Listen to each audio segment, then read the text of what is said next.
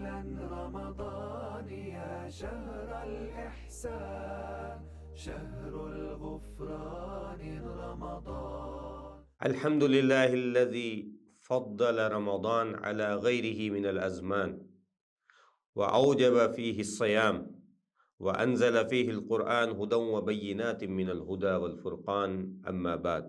اللہ تعالیٰ کی عائد کردہ عبادات میں سے ہر عبادت کا کوئی نہ کوئی مقصد ہوتا ہے۔ ان میں سے کچھ مقاصد ہم پہ ظاہر ہو جاتے ہیں اور کچھ ہم پہ مخفی رہتے ہیں۔ رمضان کے بھی کچھ مقاصد ہیں۔ سب سے پہلا مقصد تو وہی ہے جو ہر عبادت کا ہے، کہ ہر عبادت کا مقصد یہ ہے کہ بندہ اس عبادت کو کر کے کمال عبودیت تک پہنچ جائے، اللہ کا خاص بندہ بن جائے۔ اسی لیے اللہ تعالیٰ نے قرآن مجید میں جا بجا انبیاء کو کہا کہ ان کے بارے میں کہ قال انی عبد اللہ، کہ پیغمبر نے کہا کہ میں اللہ کا بندہ ہوں، اور رسول کریم صلی اللہ علیہ وسلم اللہ کے کامل ترین بندے تھے۔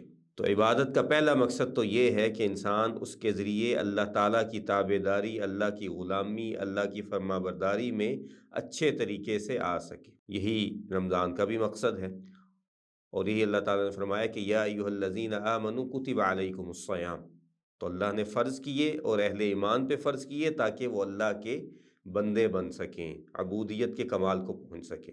دوسرا جو مقصد ہے وہ اسی آیت میں آگے اللہ تعالیٰ نے فرمایا، اور وہ بھی ہر عبادت کا مقصد ہے کہ یا ایھا الذین آمنوا کتب علیکم الصیام کما کتب علی الذین من قبلکم لعلکم تتقون، کہ ایمان والو ہم نے تم سے پہلے لوگوں پہ بھی روزے فرض کیے، تم پہ بھی فرض کیے تاکہ تم تقوی حاصل کر سکو۔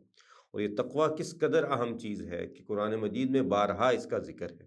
اللہ تعالیٰ نے یہاں تک کہہ دیا کہ وَلَقَدْ وَصَّيْنَا الَّذِينَ أُوتُوا الْكِتَابَ مِن قَبْلِكُمْ وَإِيَّاكُمْ أَنِ اتَّقُوا اللَّهَ، کہ ہم نے تم سے پہلے والوں کو بھی یہی وصیت کی جن پہ شریعتیں نازل کیں، جن پہ کتابیں نازل کیں، اور تمہیں بھی یہی کہتے ہیں کہ تم اللہ تعالیٰ سے ڈر جاؤ۔ اور اسی طرح رسول کریم صلی اللہ علیہ وسلم کی حدیث ہے کہ آپ نے فرمایا کہ اوصیکم بتقوی اللہ، کہ میں تمہیں اللہ کا تقوی اختیار کرنے کی وصیت کرتا ہوں۔ اور یہ تقوی چیز کیا ہے؟ کہ سیدنا علی رضی اللہ تعالیٰ عنہ فرماتے ہیں کہ تقوی یہ ہے کہ الخوف من الجلیل، کہ انسان اللہ تعالیٰ سے ڈرنے والا بن جائے، والعمل بالتنزیل، اور جو اللہ نے کتاب نازل کی ہے اس پہ عمل کرنے والا بن جائے، والقناعۃ بالقلیل، اور جو اللہ تعالیٰ نے اسے دنیا میں نعمتیں عطا کی ہیں ان پہ قناعت اختیار کرے، ان پہ راضی رہے۔ اور اس کے بعد چوتھی چیز کیا ہے کہ والاستعداد لیوم الرحیل، اور آخرت کے دن کے لیے، جس دن کے لیے یہ زندگی عطا کی گئی ہے اس کے لیے تیاری کر لے۔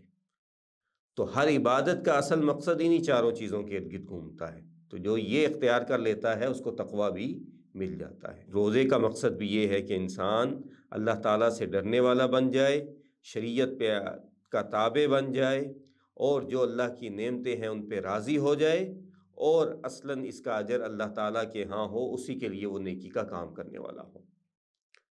اس کے بعد اگلی جو چیز ہے وہ رمضان قرآن کا مہینہ ہے، قرآن سے دوبارہ جوڑنے والا مہینہ ہے۔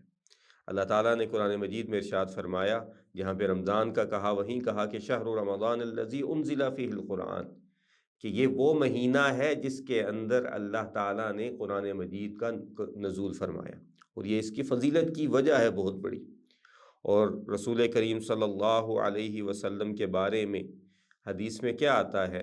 وَكَانَ جِبْرَائِيلُ يَلْقَاهُ فِي كُلِّ لَيْلَةٍ مِّن رَمَضَانَ فَيُدَارِسُهُ الْقُرْآنَ، کہ جبرائیل علیہ السلام ہر رمضان کی رات میں اللہ کے نبی صلی اللہ علیہ وسلم کے پاس آتے، اور پھر اس کے بعد اللہ کے نبی اور جبرائیل علیہ السلام قرآن کا دور کرتے، مدارسہ کرتے۔ مدارسہ کیا ہے؟ کہ قرآن مجید آپس میں ایک دوسرے کے ساتھ سننا سنانا، اور پھر اس پہ مل کے غور و فکر اور تدبر کرنا۔ تو یہ قرآن کا یہ تدبر اور اس کی تلاوت اور قرات، یہ بہت بڑا مقصد ہے رمضان کا۔ تو یہ دوبارہ سے تعلق جوڑنے کے لیے آتا ہے کہ اس اللہ کے کلام سے تعلق جوڑ لیا جائے جو اللہ تعالیٰ نے ہم پہ عائد کیا ہے۔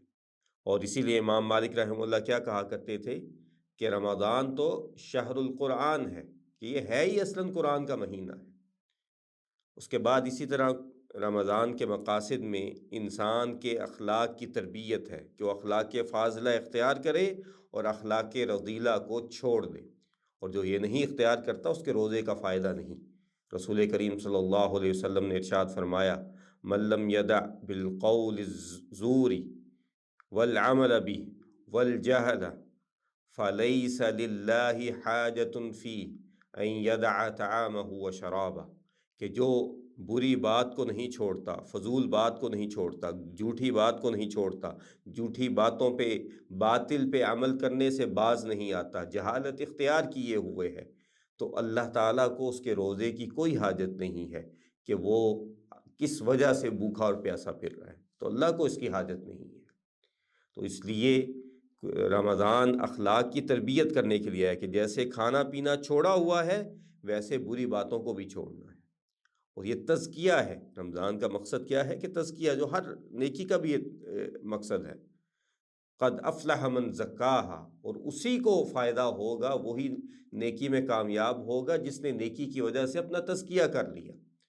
تو یہ اس کا اگلا مقصد ہے کہ انسان اخلاق رذیلہ کو چھوڑ دے اور اخلاق فاضلہ کو، اخلاق حسنہ کو اختیار کر لے، اور جب کوئی روزے دار کو یہ کوئی بری بات کہے یا کوئی اس کو مجبور کرے تو آگے کیا کہے، انی صائم، کہ میں تو روزے دار ہوں بھئی، میں نہیں بری بات کر سکتا۔ اس کے بعد اسی طرح رمضان کے اگلے مقاصد میں سے، ویسے تو بہت سے مقاصد ہیں، تو انہی مقاصد میں سے ایک مقصد جو ہے وہ جہنم کی آگ سے پناہ حاصل کرنا ہے۔ حدیث میں کیا آتا ہے کہ جنت کے دروازے کھول دیے جاتے ہیں اور جہنم کے دروازے بند کر دیے جاتے ہیں، اور اسی طرح دوسری حدیث میں کیا آتا ہے کہ اللہ تعالیٰ رمضان کے ہر دن اور رات میں جہنم سے لوگوں کو آزاد کر دیتے ہیں۔ اس لیے رمضان میں اللہ تعالیٰ سے جہنم سے پناہ مانگنا، جنت میں داخلے کی دعا کرنا، اور اس کے ساتھ ساتھ اپنی دعاؤں میں کثرت کر دینا، یہ اس کا مقصد ہے۔ اس کے بعد رمضان اسی طرح ریاکاری سے نجات دلانے کے لیے آیا ہے، کیونکہ ایک ایسا عمل ہے جس کا اجر صرف اللہ تعالیٰ کے لیے ہے، اور بندہ خالص ہو کے روزہ رکھتا ہے، کسی دوسرے کو نہیں پتا کہ میں بھوکا پیاسا ہوں، کسی دوسرے کو نہیں پتا کہ میں نے اپنے آپ کو جو ہے وہ شہوات سے روکا ہوا ہے، میں نے اپنے آپ کو جو ہے وہ کھانے پینے سے روکا ہوا ہے۔ یہ اللہ تعالیٰ اور بندے کا معاملہ ہے۔ اسی لیے حدیث قدسی میں اللہ تعالیٰ کیا ارشاد فرماتے ہیں کہ کل عمل ابن آدم لہو، کہ بندے کا ہر عمل، انسان کا، آدم کے بیٹے کا ہر عمل اس کے لیے ہے، الا الصوم، سوائے روزے کے۔ اور اس کے بارے میں کیا کہا کہ الصوم لی وانا اجزی بہ، کہ روزہ تو اس نے میرے لیے رکھا ہے، روزہ میرا ہے اور میں ہی اس کی جزا دوں گا۔ اسی لیے روزے کا کوئی اجر بیان نہیں کیا گیا کہ ہر چیز کا اجر بیان کیا کہ اس کے بدلے 10 نیکیاں، اس کے بدلے 3 نیکیاں، اس کے بدلے یہ، اس کے بدلے یہ۔ روزے کا کہا کہ اس کا اجر ہم نے مخفی کر دیا، یہ اللہ تعالیٰ قیامت کے دن کہیں گے، اور یہ خوشی ہے روزے دار کے لیے۔ ایک تو خوشی سے دنیا میں ملنی ہے، ایک آخرت میں۔ کیا ارشاد فرمایا کہ للصائم فرحتان، فرحۃ عند الافطار و فرحۃ عند لقاء ربی، کہ دو خوشیاں ہیں۔ ایک تو افطار جب روزہ کرے گا کہ اسے خوشی ہوتی کہ اللہ تیرا شکر ہے، یہ روزہ میں نے مکمل کر لیا، یہ روزہ میں نے تیری رضا کے لیے رکھا تھا، آج میں نے مکمل کر لیا۔ اور دوسری خوشی کیا ہوتی ہے؟ افطاری کی خوشی ہوتی ہے کہ اب میں جو بھوک پیاس برداشت کی تھی وہ ختم ہونے والی ہے۔ اور دوسرا اس کے ساتھ ساتھ اجر کیا ہے کہ خوشی اللہ کے ہاں ملے گی، اور یہ خوشی کیا ہوگی؟ ایک تو اللہ سے ملاقات کی خوشی، اللہ کے دیدار کی خوشی، اور ساتھ ساتھ اس کا جو اجر اللہ تعالیٰ عطا کرے گا کہ جو انسان کے وہم و گمان میں نہیں ہوگا، وہ اجر ہوگا۔ تو یہ سارے وہ مقاصد ہیں جو انسان کو رمضان میں پیش نظر رکھنے چاہیے۔ ایک تو یہ کہ وہ اللہ کا جو ہے وہ مثالی بندہ بن جائے، وہ تقوی اختیار کر لے، وہ اللہ کی اجر کو پا لے، وہ ریاکاری سے محفوظ ہو جائے، وہ قرآن سے اپنا تعلق دوبارہ سے جوڑ لے، وہ اپنے اخلاق کو اچھا بنا لے اور برے اخلاق کو چھوڑ دے۔ تو اللہ تعالیٰ ہمیں یہ رمضان بھی اسی طرح گزارنے کی توفیق دے۔